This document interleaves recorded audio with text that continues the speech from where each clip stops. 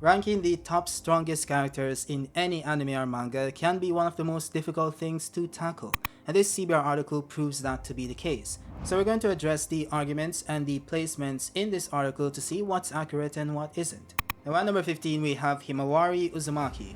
He then goes on to say that after being teased by Boruto, Himawari developed her Byakugan with a ferocity her cousin Neji would have been proud of. And this of course is referring to the moment where she knocked out Naruto and Kurama at the very same time. And you know, some people see that as some sort of a gag moment, and it could be, but some see it as, you know, a logical way to power scale Himawari, so to each his own. Now it also says that as a Konoichi whose ancestors trace multiple routes back to the Sage of Six Paths, she inherited massive chakra reserves and a natural affinity for one of the oldest dojutsus in the universe. And this, by the way, I did find interesting. I haven't found any evidence suggesting that she has massive chakra reserves, and we can't just assume that she does just because she's a descendant of Hagoromo and Hamura, because of course Boruto is also a descendant of these people and he doesn't have massive chakra reserves as confirmed by Kakashi. So maybe she does, maybe she doesn't, I guess we'll see. Now it also says what's even more consequential to her strength, however, is that Himawari represents a new stage in Tell-Beast bonds with human beings, one that blurs the line between two species. And they pretty much go on to mention the fact that she now has the powers of Kurama and it comes easier to Himawari to use it. And this is shown by the fact that, you know, she's able to heal quicker, heal faster, and also she's able to use, you know, Biju bombs, which of course Naruto struggled with even in KCM, he just couldn't do it.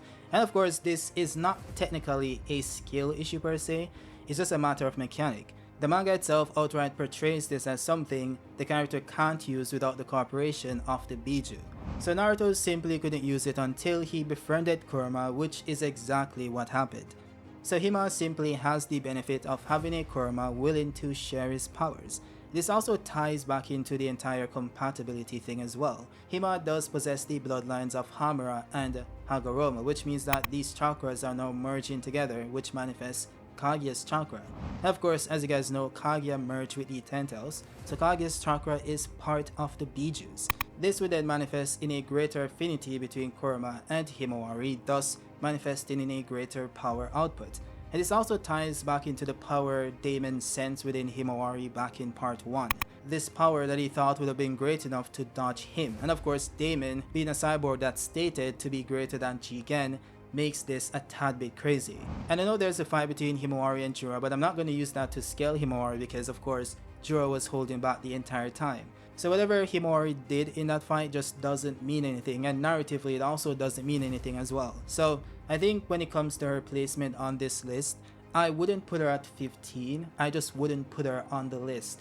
And the reason being is that she simply just doesn't have any feats to really scale her above anyone or below anyone. So when it comes to this version of Himawari, I think it's best to just leave her in honorable mentions.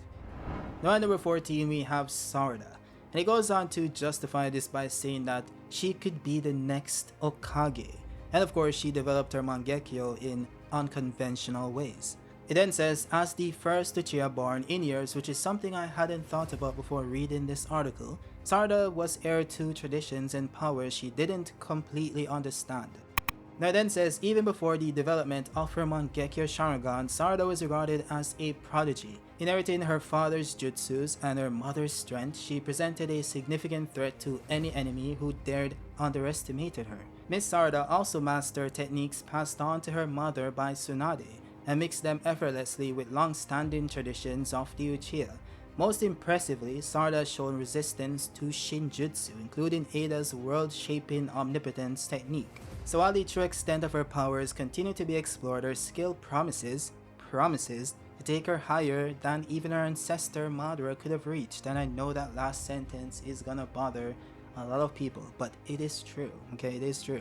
I would say that there's no evidence to really suggest that Sarada is stronger than Himawari. There's no feats that really suggest this either, no statements, nothing. Narratively, I think it makes the most sense that she does. She is a part of the main cast while Himawari really isn't. Himawari is more so a side character. Now this doesn't mean that Himawari still can't be stronger. There are side characters in Naruto that were stronger than Sakura. So I think it does make sense that it is possible that Himawari does surpass Sarada by the end of the story, but At this point in time, there's no evidence to really scale one above the other. But I would say from a narrative perspective, I would put Sarada above Himawari if I had to choose. Now at number 13, and this one is a weird one, but it says Amado's evil genius could best the strongest shinobi. So at this point, I don't think this article is really referring to what is, because we're in the hypothetical realm of what could be at this point in time. So it says here that Amado proves that in the long term, brain beats brawn. As the head of the R&D for the Kara organization, Amado doesn't have the training or skill of a shinobi. He cannot of course meaningfully fight against any threats and is only capable of very specific jutsu. So pretty much what he lacks in fighting power, he makes up for that with his killer intellect. It also says that Amado is a genius whose work led to the development of the Boruto universe's strongest characters. His work allowed for the creation of the cyborgs bearing the powers of Shibai Otsutsuki himself, whose destructive powers, I think that's what they meant to say here, easily outclassed even Naruto. Amado isn't the traditional image of strength in the universe, and that's what makes him dangerous. And that last sentence there is really important because the list is about who's the strongest character in the universe. Amado isn't strong because he has great intellect. He can make other people strong, and he can maybe make himself strong. It depends on what his body can handle. And based on what we know at this point in the story, Amado simply isn't one of the strongest characters, so I wouldn't even add him to the list. But I do understand the perspective of potentially, right? Potentially, Amado could become very powerful. And if we go under that assumption, he should be at number 2 on the list because, we're assuming that he's going to implant himself with Shibai Otsutsuki. So why do we have the next character which we're going to address above him on this list, using that framework? But yeah, the next person on the list is Boro. And it says here that Boro needed to be defeated by an Otsutsuki level opponent. It then says that when Naruto was sealed, Mr. Boro was tasked with guarding him, and he was also forced to fight Boruto, Kawaki, Mitsuki, and Sarada. He could use fire, earth, water, and even possess the lava release Kekkei Genkai, which allowed him to melt metal. Also, thanks to Amado's modifications, Boro's body could produce a special dark mist that carried a virus. He also had a special core that could move throughout his body, and as long as that core remained intact, he could regenerate within seconds. Boro was so strong that it took an Otsutsuki level threat to defeat him, and that alone is enough to earn him a spot on the list, albeit at the bottom of the rankings. Now this, I think, is missing some context, because when you say Otsutsuki level threat, you have to put it, into perspective. Kaguya, Base Momoshiki, Fuse Momoshiki, Jigen, Isshiki, Shibai Otsutsuki, they're all Otsutsuki level threats of varying different power levels, right? So when you say Otsutsuki level threat, what exactly do you mean? It doesn't really mean anything. That's the entire point. And yes, it took a single Rasengan from a Borushiki that wasn't even close to full power to completely eviscerate him. And again, I have to put it into perspective. The power of Borushiki wasn't needed to kill Boro. They could have killed him if someone had a bigger attack to use. All of these characters, whether it's Kawaki, Boruto, Sarada, and even Mitsuki, all showed the attack potency capable of destroying Boro's body. Boro's body isn't particularly durable. The only difference is that when it came to the core, it was very hard to find. When he turned into the big monster being that was unstable, they simply didn't have any chakra to kill him at that point in time. So that's why I think there's no real argument to really put Boro of all people in the top 15 strongest characters, and this is including Tubu Vortex. So I totally disagree with this placement. Now at number 11 we have Kashin Koji, who's also a clone of Jiraiya. This is of course very important to him being, top 11 in Boruto. So it says here that Koji bears the strengths and skills of a legendary sign. He was also one of Kara's inner members, but unlike the other members, his origins tied to a long history of shinobi conflict. Created by Amado to serve as a contingency in case of Isshiki's revival, Koji quickly became renowned for his unstoppable power, a trait gifted to him by his genes. Really? Wasn't that more so him being a cyborg and also Shibai cells that was implanted into his body? No, I think that's way more important to Kashin Koji's relevance when it comes to power scaling as it relates to physical strength rather than, the genes of Jiraiya. But that's just me.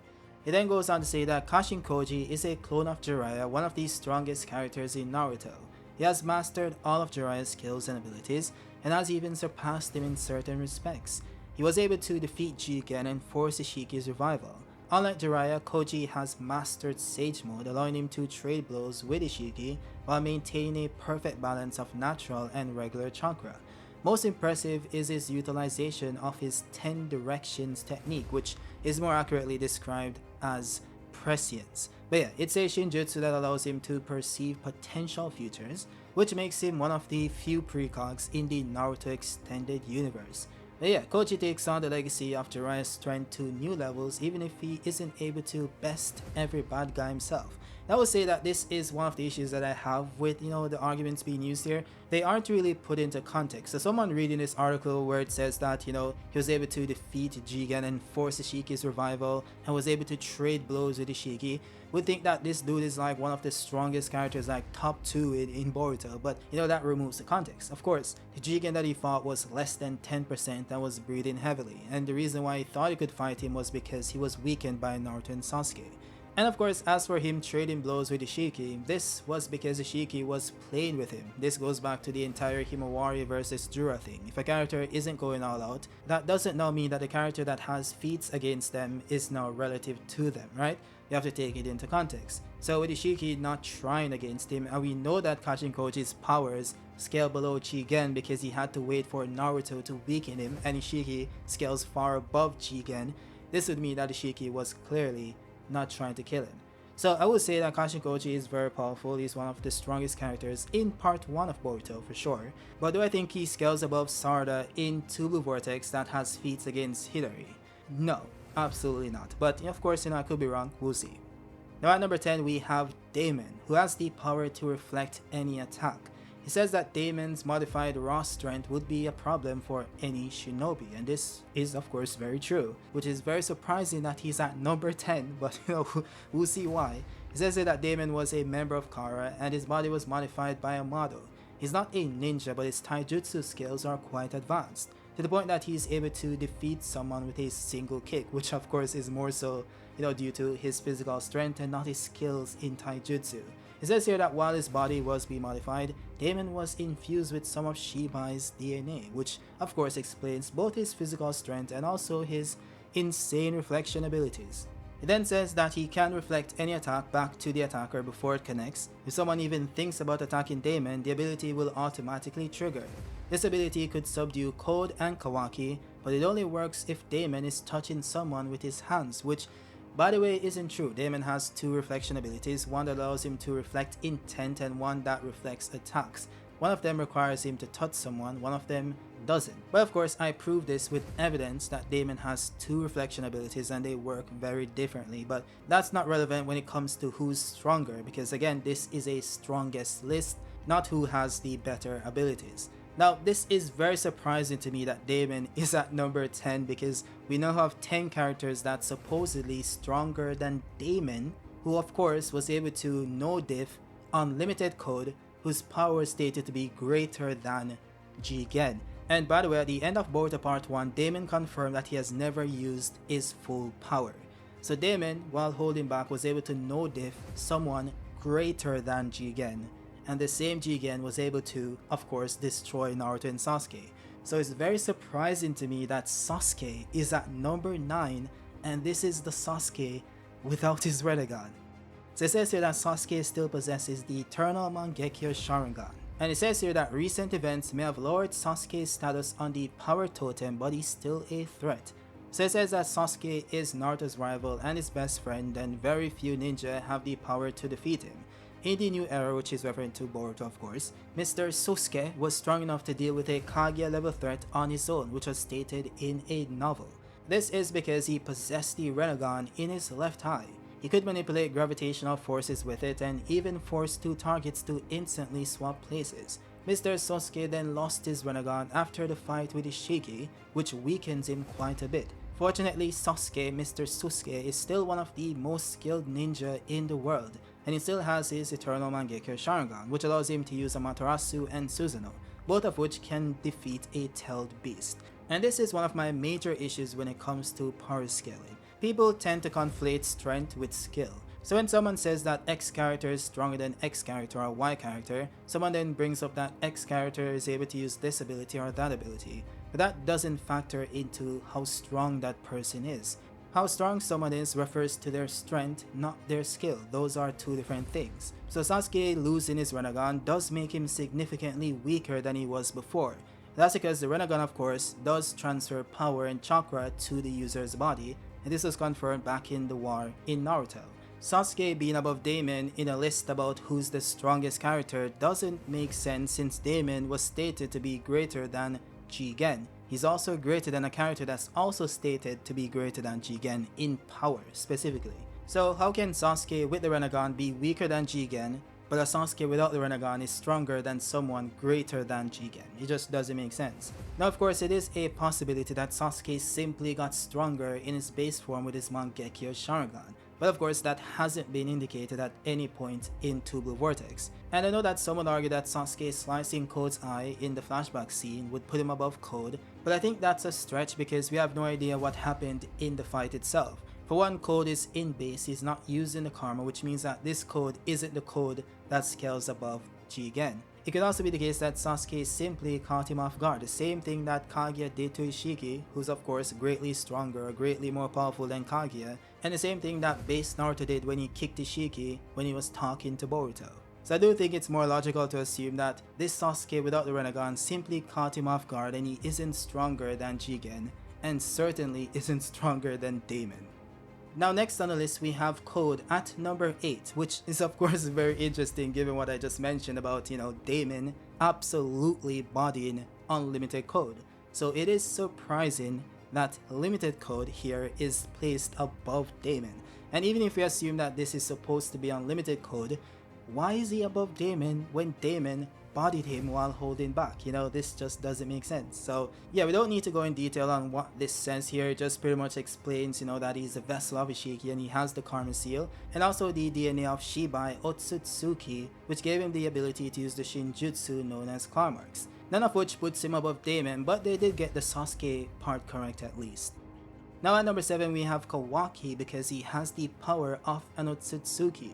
It says here that Boruto begins with a brief glimpse into the future and it depicts Kawaki as the villain who is at least partially responsible for the Leaf's destruction. It turns out that he was chosen to be Ishiki's vessel and he was given a karma when he was very young. Amado also modified Kawaki's body on a cellular level to the point that he's now a living scientific ninja tool. He can rapidly transform his limbs into weapons and he can also regenerate pretty quickly. Mr. Kawaki has superhuman strength that can overwhelm someone like Code. He was later given a special karma that allows him to safely use Otsutsuki abilities, including Ishiki's ocular jutsu, which of course is referring to the Kokuogan or something like that. I think that's what it's called. But yeah, he's able to use Sukinai Kona and Daikokuten. Now, I'm not sure which Kawaki they're using here because they first mentioned the Kawaki in the far distant future that fights Jogan Boruto, then later mentions the Kawaki that overpowered Code in part 1, which of course was limited Code, who doesn't scale above Jigen. So fast forward to Boruto 2 Blue Vortex, in current time, Kawaki isn't stronger than Code, and that is because his offensive power was limited by Amado. I mean, Mitsuki outright says that if Boruto was able to defeat Code, then Kawaki is no match for him, which means that Kawaki simply doesn't scale to Code's power. So again, I'm not sure which Kawaki we're using here because depending on which Kawaki we're using and at what point in the timeline, he might be weaker or stronger than Code, and he definitely isn't stronger than Daemon. Now at number 6 we have Boruto himself, the main character, and it says here that Boruto received a major power boost from Momoshiki's karma, and the limits of Boruto's power haven't revealed themselves as yet. Now we don't need to go through everything here because all they're saying is that Boruto is very strong because he's a descendant of Hamura and Hagoromo, and he has a unique dojutsu in the Jogan. Though I think I should mention this part because it's relevant to the character that's next on this list, which is that Boruto gained Otsutsuki level strength from Momoshiki's karma. Now, as you guys know, Boruto scales above unlimited Code in power because he was able to defeat him pretty easily. And I will say he's also faster based on the fact that he also speed blitzed him. So this, of course, without mentioning any of Boruto's other feats throughout the entirety of TBV, would put Boruto above Jigen or greatly above Jigen. Now this is very surprising given the character next on this list, which is Momoshiki Otsutsuki. It says here that Momoshiki is one of the strongest members of the Otsutsuki clan. He was sent to Earth to investigate Kaguya's whereabouts. and while on the planet he decided to cultivate a divine tree for himself and captured Naruto to steal the Nine-Tails chakra. And like every other Otsutsuki, Momoshiki was a godlike being who wielded the Byakugan. He also possessed a Rinnegan in his palm on each hand. He would use them to absorb chakra-based attacks and fire them back at his opponents. It then says that when Mr. Momoshiki transforms, quote-unquote transforms, he can defeat 4 to 5 Kages as if they were Genins. Naruto and Sasuke were only able to beat him because they still had the power of the Nine-Tails and the Rinnegan. Now this of course is missing some very crucial context because Momoshiki by himself, of course referring to base Momoshiki, was struggling with Gaara and Dari. And this is the Momoshiki they have pictured here. Now when we're referring to Momoshiki as a character, there's a difference between Momoshiki in base and Momoshiki after he consumed Kinshiki, which of course is a separate entity which gave him a massive power boost. So they're kind of conflating base Momoshiki and fused Momoshiki here in this article because it's not a form that Momoshiki can simply transform into. It's a different evolved state that involves the power of a different person. And even then, Momoshiki still struggled with Naruto and Sasuke while Naruto wasn't even at full power. And of course I have a video that goes in depth on that fight to explain why that statement is 100% correct. So how can a Momoshiki that lost to Naruto and Sasuke and had to be revived by some scientists and caught them off guard afterwards and then lost to a base Boruto with a Rasengan given to him by Naruto be stronger than Daemon? The Daemon that's stronger than Jigen, greatly above Jigen, and is also greatly above Unlimited Code, who is also greatly above Jigen. So yeah, this placement isn't correct, definitely isn't. Now at number 4 we have Isshiki Otsutsuki, who is the strongest villain the ninja world has ever seen. Now of course some would argue that that person is actually Jura, because of course narratively speaking, the next villain is usually stronger than the last one. Though I'm not sure if that's the logic being used here since Jura isn't anywhere on this list. Which is interesting given the fact that they're using the Tubu Vortex versions of these characters and also mentioning feats from Tubu Vortex. Allowing the fact that the article was last updated on March of this year. And Juro of course has been in the story for quite a long time. So in it's outright stated that current Boruto can't defeat current Jura, but we have Boruto on the list but not Jura. It's a bit interesting, so I think that alone just makes this list incorrect. So I will say that there isn't any feats in Boruto to put Jura above Isshiki because again, these characters in Tubu Vortex, they have no feats to put them above Isshiki because Kawaki, who has Isshiki's karma, has been limited the entire time. And of course Code was stated by Shikamaru to be below Isshiki. And of course the person he would have gotten that info from is Amado. So I think we can actually, take that into account. So since Kawaki's power has been unquantifiably limited, and the story implies multiple times that he wouldn't have been able to beat Code, the same Code that's stated to be below Isshiki, Boruto beating Kawaki wouldn't put Boruto above Isshiki, and the same thing goes for Jura. That will say that there is more narrative implication, narrative evidence, narrative backing that will put Jura above Isshiki. Now at number 3 we have Baryon mode Naruto. And I don't mention this in the actual reasoning here, but it is outright stated by Kurama that Naruto's power exceeds Isshiki, and this is shown in the fight by Naruto overpowering him multiple times and also outspeeding him. So Baryon mode Naruto is faster than Isshiki as well. Now Naruto isn't drastically stronger than Isshiki because if he was, then he would have killed him before the form ran out. So clearly they're still relative to some extent, but Naruto is stronger. So I think this is one of the more accurate rankings that they have here. Now at number 2 we have Eida, and this is attributed to her reality warping abilities. It says here that Eida is not a shinobi in any way, shape or form. Her ninjutsu skills are sorely lacking, and by her own admission, she can only use basic taijutsu. Though as one of Amado's signature creations, however, Eida's real talent lies in the pieces of Shibai Otsutsuki embedded in her DNA. Eida possesses a weakened version of Shibai's omnipotence technique, which allows her to manipulate reality in her favor. While the power can be used to do almost anything in its original form, Eida is only capable of causing things to happen if she really desires them to. This allowed her to manipulate the minds of everyone on the planet into believing that Kawaki was Naruto's true son, and there is also the usage with the charm ability as well. So Eida is quite powerful, and she was stated to be one of these cyborgs that greatly surpassed Jigen in combat power. So I think if we're being consistent here with Code and Daemon, she should also rank high on the list. With that said, I'm not sure why she scales above Baryon, Naruto, and Isshiki, because of course, they scale above Jigen, not Isshiki. So Eida's placement on this list definitely isn't correct, even if we assume that Eida is physically stronger than Jigen. Now at number 1, we have Shibai Otsutsuki, and I think this one is, pretty, self-explanatory, Otsutsuki god that ascended to a higher plane of existence, so no need to go into that. I think this one is 100% correct. But yeah, I think overall this list, the biggest issue I think I find with it is that the writer tends to conflate skill and abilities with strength, which is what the list is about. It would be akin to if someone asked me to rank the fastest characters in Boruto or in fiction, and I have someone using teleportation, which is an ability, not their physical speed, right? So I think that's one of the main issues when it comes to this article. And of course, the other, ranking issues when it comes to power as well. But the writer did have some correct placement, so hats off to them. That's it guys, let me know your thoughts down below. And if you guys want to watch my video that ranks these characters in depth, I have 2 videos, one that covers Boruto Part 1 and one that covers Boruto Part 2, and both of them should be on screen right now. But yeah, I'll see you guys on the next one. Peace.